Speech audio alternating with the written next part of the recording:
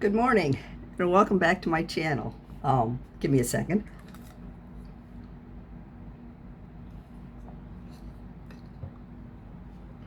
Oh, I hate taking pills. I really, really do.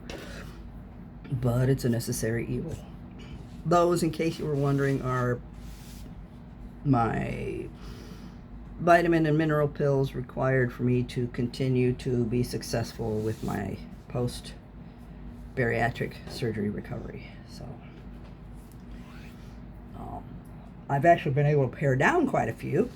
I no longer have to take the cholesterol medication because for the first time since I got pregnant way back in 1985, 84,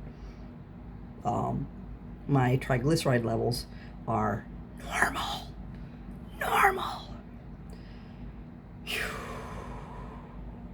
Not taking in all those carbs helps a whole lot. My glucose levels are finally leveling out after the dumping syndrome you go through when you start losing all this weight, because like I've said before, all those empty carbs, those simple carbs, the sugars that you take in, if your insulin can't use it right away, it will store it in your fat pockets, in your fat cells. So, and then once it's there, it's damned hard to get rid of because your insulin will make you use something else before it will use up those fat pockets, because that's storage for future in case you start to starve. Which, when you have the bariatric surgery and your stomach is only this big, your body says, oh my God, more. And it burns it all out. And that's part of that dumping syndrome, because then your glucose levels will go up as your body starts using up all that sugar that you'd saved. Having explained that, today we're going to talk about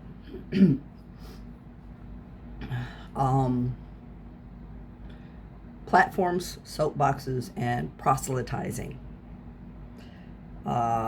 Those of you who enjoy fan fiction and read it voraciously will probably run across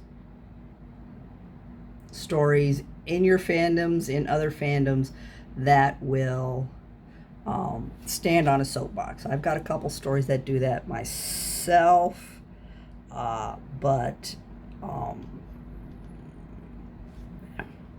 it contributes to the story, and I don't stand on that soapbox and preach for chapter after chapter after chapter like some.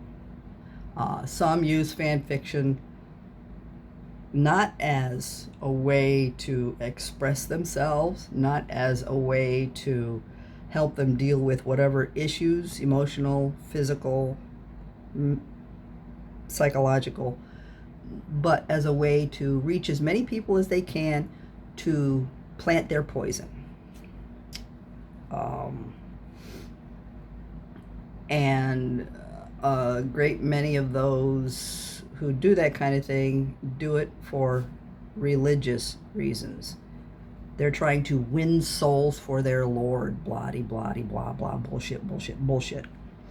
Unless you're rewriting the Bible or doing a fan fiction on the Bible, which I don't think many people would do, because, yeah, I'd do it in a heartbeat if I really actually felt like going through the Bible. And oh my God, I would rip that thing to shreds. It is such a contradictory fairy tale. It really is. But that's why I don't do it. Because, first of all, I would offend a great many people. Not that I care about that, but I understand that people need something to hang on to, something to cling to keep them afloat. And for many Christians in this country, that's God and his son, which a virgin gave birth to. Big surprise. But we're still not going to go into that. God raped Mary to make his son. How does that sound? Hmm? She wasn't even asked permission for him to rape her and impregnate her. That's your Bible. That's your story. We could poke holes through in that for the next 5,000 years. It's not going to make much of a difference because people need something to cling to get them through the day. For some, it's fan fiction. For others, it's coloring books, it's art, it's music, it's TV shows, whatever gets you through the day. But when you take it to extremes like the Christian conservatives in this country, it becomes something ugly and mean and worthless. Now, to get back to my point, sorry about that. Don't use, if you're going to write fan fiction, don't use your story as a platform to push your point of view. If you have a point of view that's relevant to the story you're writing, express it and then move on. Don't spend page after page after page hammering home what your point is, because after the first couple paragraphs, people are going to stop reading. And if it doesn't resonate with them, they're not going to care. You might find some that'll, oh yeah, I agree with that, but not page after page after page, paragraph after paragraph after paragraph of pounding home the same relentless, pointless point. Fan fiction stories are not to be your excuse for spreading your poison. That's what chat rooms and Instagram and Facebook and Twitter are for. Those are the platforms where you can spread your poison, because you'll find like-minded people who will willingly listen to and spread that same poison. In case you can't tell, I can't stand social media. It's an excuse for people to be nasty and mean and not get in trouble for it. You can be as ugly as you want to be on the internet. You're anonymous. Nobody knows who you are. Nobody knows what you look like. Nobody knows where you live, unless they do some really serious research. And you can reach millions and millions of like-minded people to spread that poison far and wide. So yeah, if you're going to do that kind of thing, do it on the social media sites. That's where that shit belongs. It does not belong in fan fictions. It does not belong on fan fiction sites.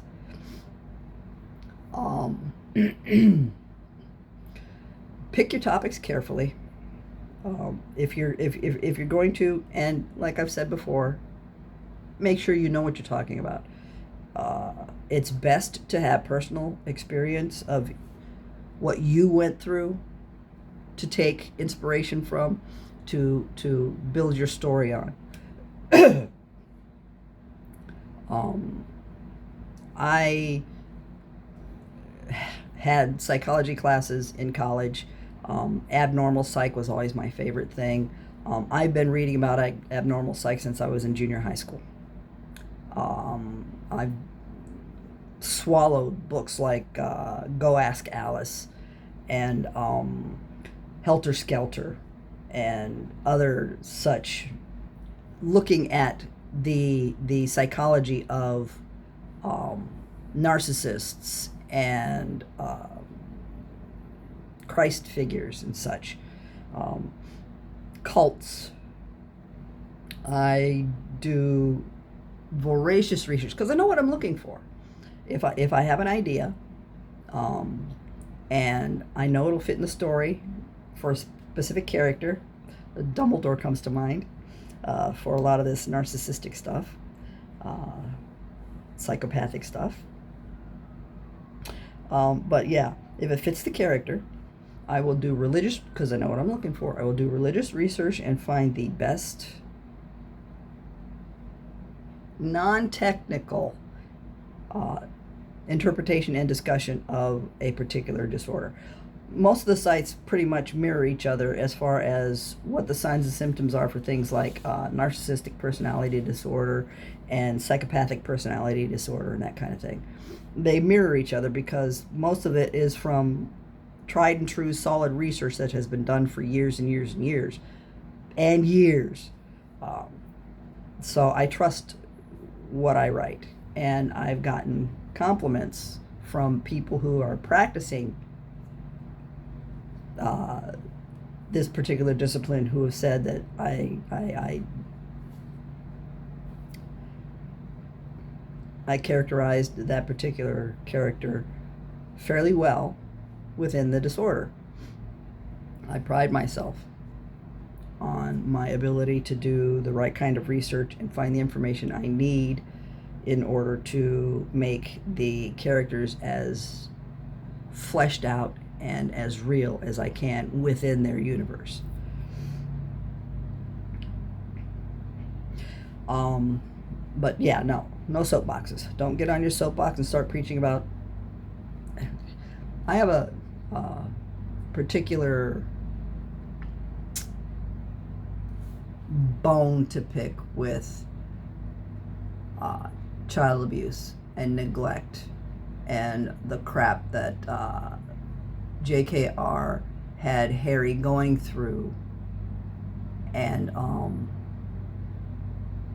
the way she wrote his journey. It irks me to no end that this woman has no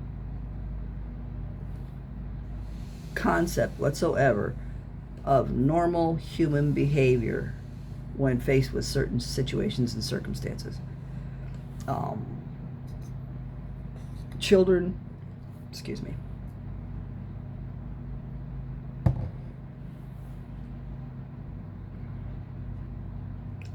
of child abuse don't go out of their way to call attention to themselves, especially with the abuse and neglect that Harry had to put up with, the isolation. They don't put themselves out to call attention to themselves. And everything Harry did in those books called attention to him. He hated it, but he went against everything in his psyche that told him, no, keep your head down, keep your mouth closed, hide in the background. Because when you keep your head down and your mouth closed and you hide in the background, that keeps you from getting hit. It keeps you from being targeted for abuse. The fact that Harry was the only one in the house that they could abuse, because they wouldn't touch their precious duddy-diddy dinkums, dumbass. They wouldn't touch him. They spoiled the shit out of him. But Harry was a convenient target because he was there, and because he represented everything that they were afraid of, everything that made them nervous and twitchy, and everything that Petunia hated about her sister. He was just a physical representation of everything that they loathed, and they took that hatred, that anger, that frustration, that jealousy out on him. So he would not go to Hogwarts and immediately want to call attention to himself by getting into all kinds of kerfluffles and confrontations. He would have kept his head down, kept his mouth shut, and faded into the background, because that's what abused kids do. And I know she wouldn't have had a story otherwise, but it's, funnily enough, those of us who write fan fiction have created remarkably good stories. I'm not patting myself on the back or tooting my own horn, but as a community in general, many of us have written remarkably good stories where Harry does hide in the background, doesn't call attention to himself because that's not what abused kids will do, and still managed to you know, create a world. It's when you write, when you choose to write, and an idea hits you, please, for all the love of Merlin, don't use that as a platform to push your point of view. All you'll do is turn people off. You'll call those few whack jobs. Your story will call to those few whack jobs who will take it as a manifesto to start spreading that nastiness, start spreading that hatred, start spreading that misinformation. So yeah, be careful what you choose to write about, and don't don't use it as an excuse to poison people with your particularly virulent point of view. If you have a point of view, 1 or 2 sentences, maybe a paragraph, maybe a theme in the story to somehow express that without boring the tits off of people by repeating the same thing over and over and over again. But yeah, don't use it as a platform to preach to the choir.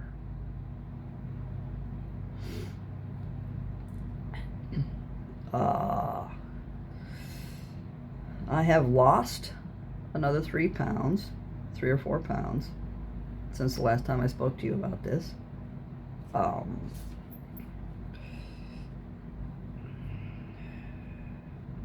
was told that the swelling would take time to go down, and I get that.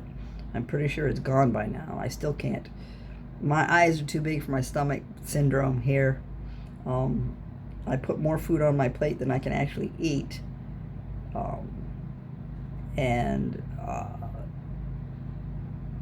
since my stomach is so small, it's exceedingly uncomfortable to eat too much.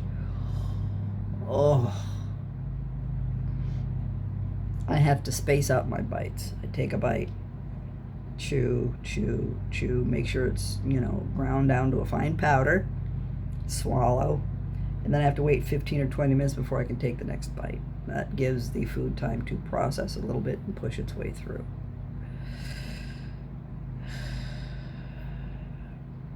So a single meal can take me 2 to 3 hours to finish. And that's when I just eat, a little bit. God help me if I grab a whole huge plate, which I'm never going to be able to do. And again, I'm complaining because I used to love to eat, and I don't anymore. And yeah, I still don't. My hunger hormone still hasn't kicked in. I don't feel hungry. I forget that I'm supposed to eat a lot of the times, because that's why I'm drinking the protein shake and the protein water enhancing powder. That's why when I grab something to eat, I grab something with protein in it if I can, because if I don't eat protein, the right kind of protein and enough of it, I could lose muscle mass, and I'm not having that. I mean, it's bad enough that although these are shrinking, the flaps and the flab and the droopies are shrinking. My tits have gotten smaller for sure.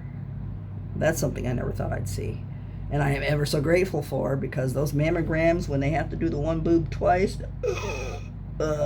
no. Now it's only one, and I'm gone. I'm done.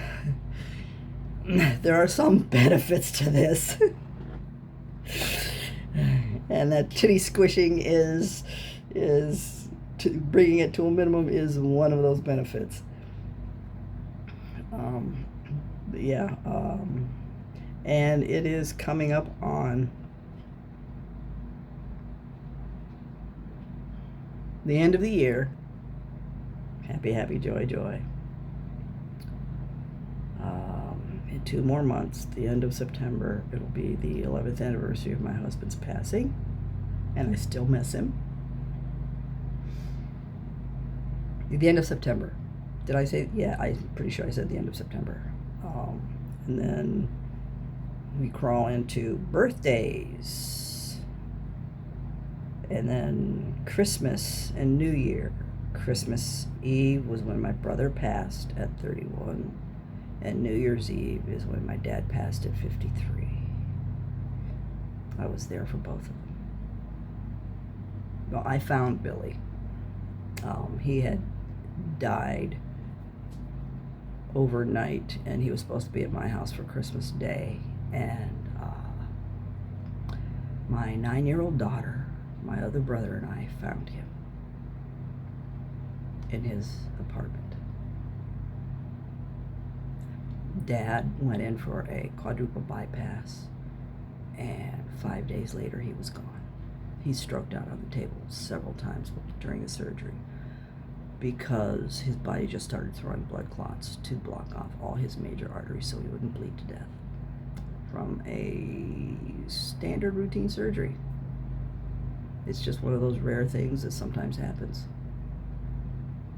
And then in 2021, I want to say, January 27th, 2021, I was notified through Facebook that my last living immediate family had passed in his apartment. They found his dead and moldering body when they went to do their safety checks for the fire alarms. Yeah, I got to clean out his apartment. So yeah, the holidays are not good, and they're coming up fast. Plus, over the last few weeks, I've had to do some rather unpleasant things, which I am not going to discuss. But yeah, so